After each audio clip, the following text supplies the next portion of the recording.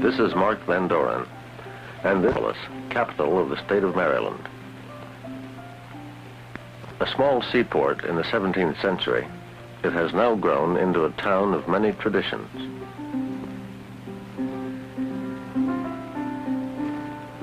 Colonial traditions, naval traditions,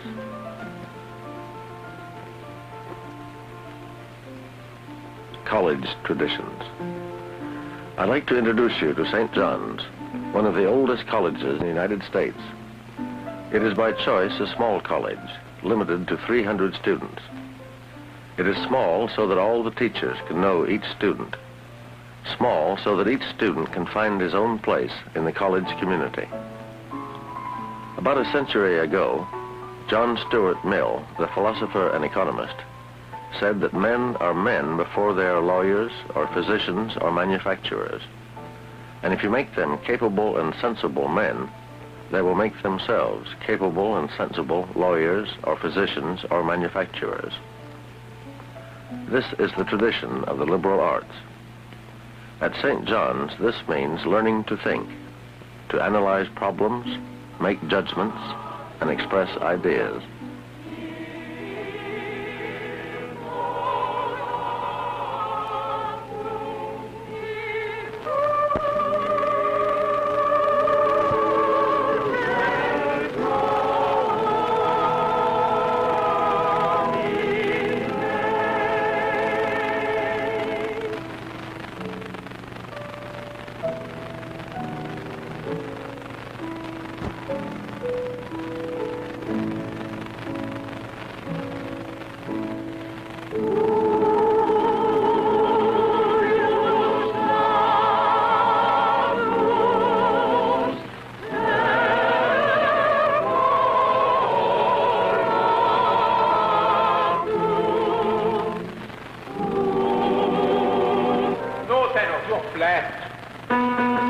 This is your tone. Let's go back to Cuius Latus.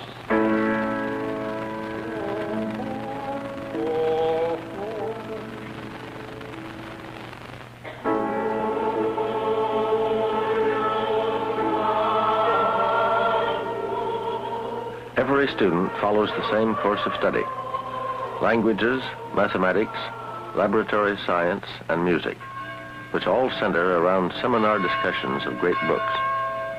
Before he graduates, each student must write a thesis and defend it in a formal oral examination that bears on his whole education. He keeps preparing right up to the last moment.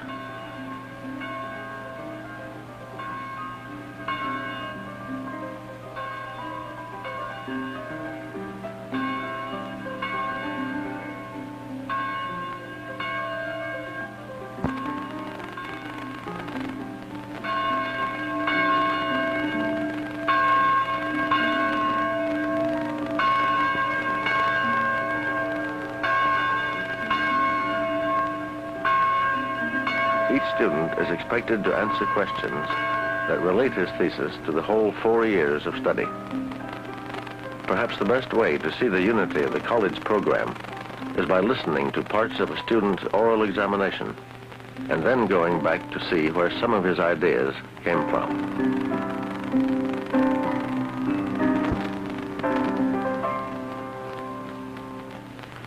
Mr. Chairman. Mr. President.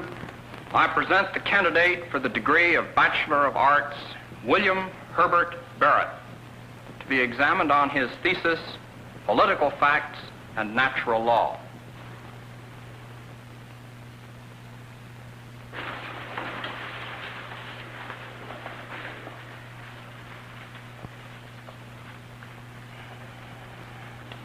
Mr. Barrett, would you give us a brief summary of your thesis? My thesis is about the statement, might makes right. Many people accept this statement as a political fact. I don't.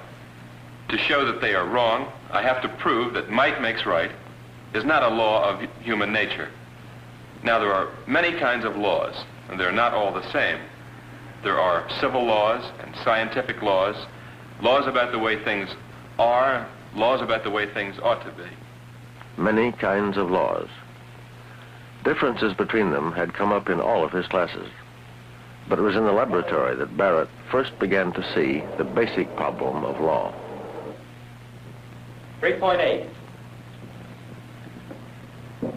Ready? Roll it.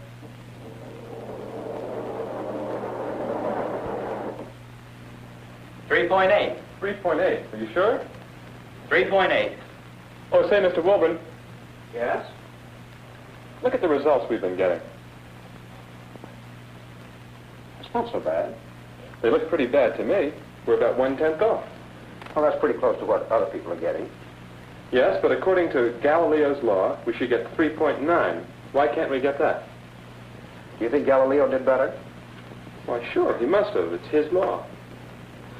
Well, suppose you didn't even have a watch and had to measure time with a flow of water. Did Galileo do that? Yes. He had a large flat pan with water in it and a hole here and underneath a flask, and the water was allowed to go into the flask. And he counted the drops of water. No, he might have done that. But as a matter of actual fact, he put the flask on a balance and calculated the time by the weight of the water. That doesn't seem very accurate, though. I suppose not. But even with this equipment, Galileo was able to see that the distances were pretty close as the squares of the times. Yes, but being close doesn't prove anything. No, but if, after some other experiments, we can fit this law of motion into a general theory of motion, will that help any? Yes, then a law is a law only because of other laws. Why not? Roll it. Questions and answers. Sometimes satisfactory, sometimes not. In the laboratory, the student tries to discover what the scientific understanding of nature is based on and how far it can go. In fact, although Barrett's thesis was on politics, he used what he had learned about nature in the laboratory to help him explain what he meant by natural law. You seem to be using nature in several different ways. In a way, I was. Is there any distinction you're trying to make? I was trying to distinguish between the nature we study in the laboratory and the nature poets talk about. I don't see any difference in a poet like Lucretius. I was thinking of Wordsworth, who couldn't understand why people wanted to live in cities. He thought they ought to get back to nature. Is this related to Rousseau's idea of the noble savage? Yes, that's what I was getting at. Rousseau's distinction between man in his natural state and man in society. Could you state clearly what that distinction is? It's the difference between doing something natural and something conventional. You know, we say it's conventional to wear a necktie. But your thesis is about something more important than neckties. Yes, it is. It's about how people should govern themselves and if there is a naturally right way to do it. The meaning of the word nature is very important. The meaning of words. They are examined in every class, but particularly in making translations. In Greek class, for instance. Diautu egeneto, kai choris autu, egeneto udehen hogegonen. Ho logos. I wonder if we might discuss the meaning of that word logos for a moment. Of course, I realize it's very difficult to translate precisely. When I was working on my translation, there must have been at least 25 different meanings for the word, and I couldn't decide which one to use. But that happens in English all the time. Usually only one of them makes any real sense. But it isn't like that here now. Which is better, ratio or reason? Word or relation, or any one of them? Why do Each of them makes just as much sense. Why do there have to be so many meanings? A knife's a knife, anywhere. A spoon's a spoon. I don't see why logos couldn't have a single meaning that would contain all the English meanings. You don't mean that one word, logos, would mean 25 different things, do you? Well, do you think you could say that the word logos is one word with one meaning, but that the 25 English words that are worrying us so much are expressing parts of that meaning? Well, let's talk about that tomorrow. Through translating Greek, German, and French, every student comes to realize the importance of being able to say what you mean and mean what you say. The ability to analyze and understand problems is developed throughout the entire college course by the study of the works of great thinkers, word by word, phrase by phrase, thought by thought. But learning to understand means that the whole mind must be active, and Barrett had more to do at St. John's than study. There is sailing on College Creek at the foot of the campus, and the students run their own club in the boathouse, where they build and maintain the college sailboats. Playing fields and a well-equipped gymnasium are constantly in use. Sports are not compulsory at St. John's, but during the school year, teams are organized by class or dormitory to compete in intramural contests as each sport comes into season.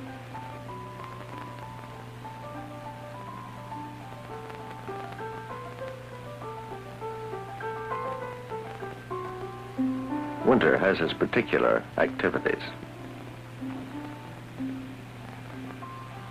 Fencing teaches attack and defense.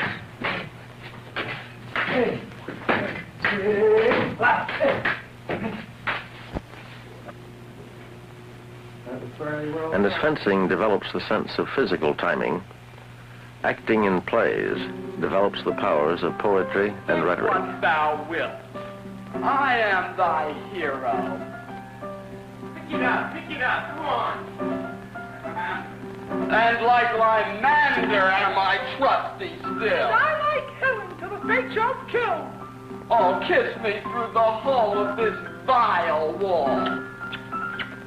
I kiss the wall full, not your lips at all. Wilt meet me at Ninny's tomb straightway. Tide life, tide death, I go without delay.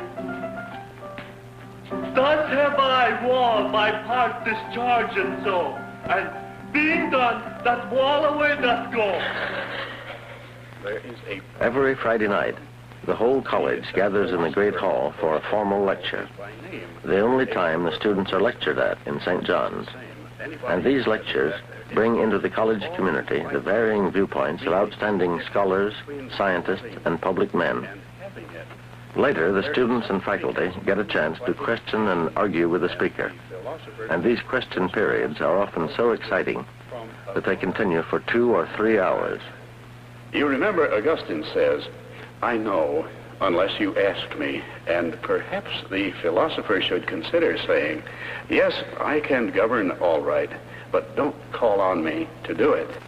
Through constant informal conversations, after lectures, between classes, and in the student common rooms, the spirit of inquiry becomes a habit, and was almost as much outside the classroom as in it that Barrett learned the art of intelligent conversation and acquired the skills to write and defend his thesis.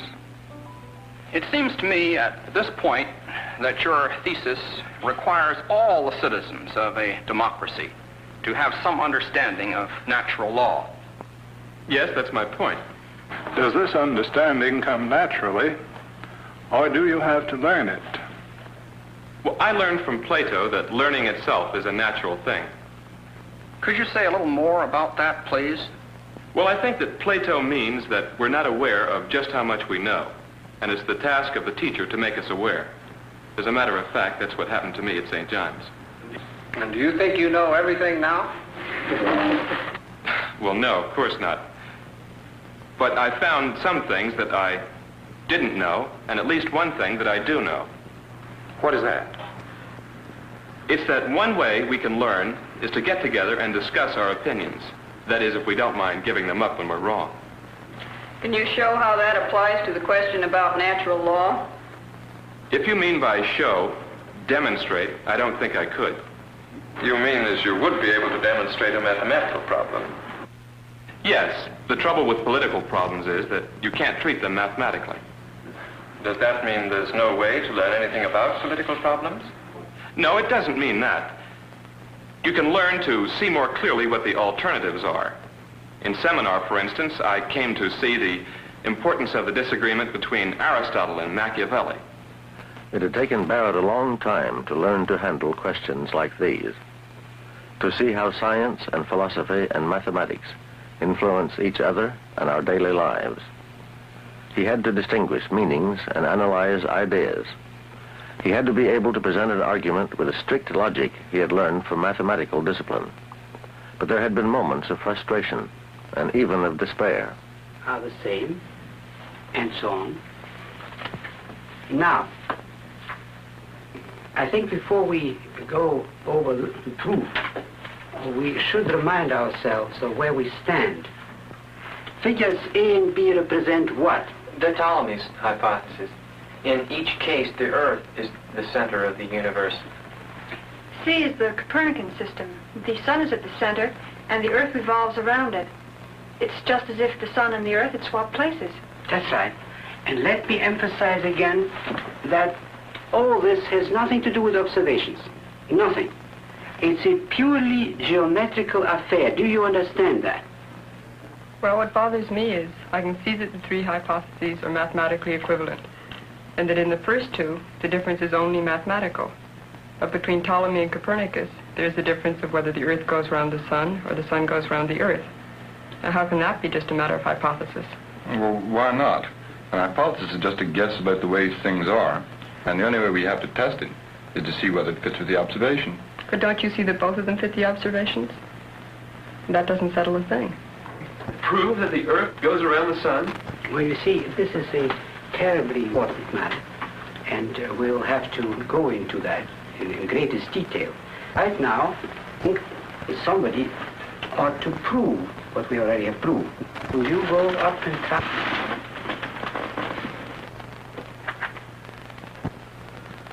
Well, I think that this angle is supposed to be the same angle in the other diagram. This line... Well, let me help you. I'm sorry, I just don't understand. Don't worry. Don't worry, you will see it in a moment.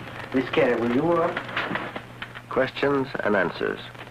Sometimes students even question why they should try to find answers. Barrett went to the dean. Mr. Klein, I want to give you my key. Oh? What do you want me to do with it? It's the key to my room. I won't be needing it anymore. I'm leaving school. Really? Perhaps you are. What makes you think that? Well, I just don't seem to be getting any place here. That's interesting. Sit down. There's no point in talking about it. Sit down anyway. Please sit down. You just said you don't get anywhere. Where did you expect to get? Well, when I first came here, I thought there was something I could learn. But What kind of something? Something like this key? Something we could teach you that would open all doors? Why not? Because there is no such key. Look, life isn't that simple. If you could have been here for about 2 years, I'm really surprised that you believed there could be such a key. Well, I think I understand that. I've learned that. But if you want the truth of it... I certainly want the truth. Well, I'm just fed up with the whole thing. Now, what do you mean fed up? Well, all this talk about words and those abstract experiments, and you saw what happened in math this morning, what's it all got to do with me? I've got a life to live. Of course you have a life. Barrett had a life to live, and he couldn't see what training his mind had to do with living. There was no simple, convincing answer the dean could give. For Barrett, there seemed to be no connection between being able to understand Plato's arguments and doing one's job, between the mathematics of Copernicus and finding one's place in a democracy. But the connection is there. To develop the mind means to exercise it in the broadest way, to train it in imagination, in mathematical accuracy, in powers of analysis and expression. The value of a broad, liberal education is enormous, but sometimes this is hard to explain.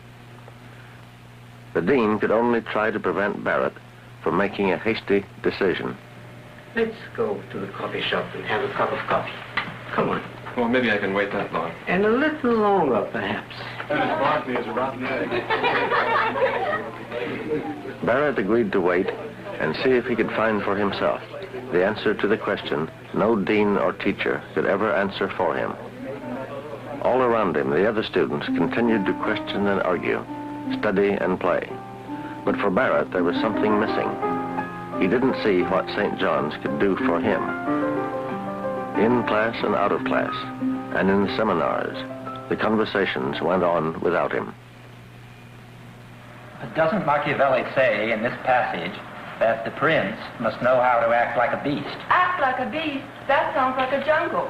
That's just what it's meant to sound like. He says here a prince must imitate the lion to defend himself from wolves and the fox to protect himself from traps. Machiavelli's point is that it isn't safe just to be one or the other. You've got to be both. If you're just a lion, you get caught in traps because you keep your word. But if he's both, then he's a monster. Monday night and Thursday night, seminars, free discussion by the students of a great book, when they exchange and develop their own opinions in the conflict of ideas arising from their reading. The seminar is the core of a St. John's education. Here, all the skills learned in language, mathematics, and science are used in discussing Newton and Homer, Plato and Shakespeare, Mark Twain, Dante, Marx, and Adam Smith. All of the great books are read and discussed for their present-day significance, and it is here that the student's imagination can be awakened to the consequence of ideas. It seems to me that Machiavelli is moral. But he doesn't seem to care at all about what people ought to do. Of course not. He's a realist. He's only interested in the facts. What's the good of talking about imaginary utopias when the fact is that might makes right? That's not true. It's not a fact. A tyrant can beat down anybody, but that doesn't make him right. I agree with you, but how can you prove it? Well, but maybe Maggie's only looking at half the facts. People don't always have to act like a pack of wolves. They know what human rights are, and they can learn to respect them, can't they? It was this argument in seminar that showed Barrett how ideas could affect him and gave him the subject for his thesis. Barrett had found his place again in college life.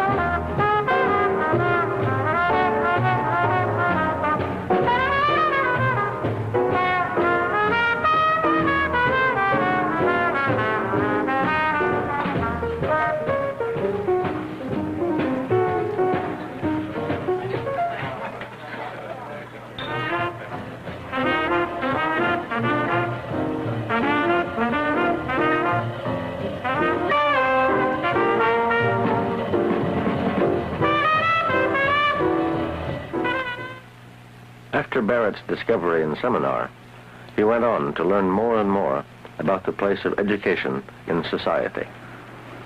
Mr. Barrett, that seems to have developed your thesis very nicely. But I still have one question to ask you. What kind of a safeguard does a democracy have against tyranny? Well, it seems that education is the only safeguard. But isn't education itself subject to tyranny?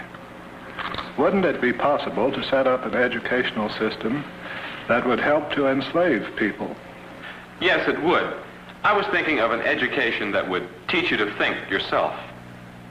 Then education can be bad. Yes, when it pretends to teach you what you ought to think. I don't mean that a good education is easy, but it's the only safeguard that a democracy has, because it must teach its people to think clearly and act impartially. Our time seems to be about up. Thank you very much, Mr. Barrett. Thank you, Mr. Chairman.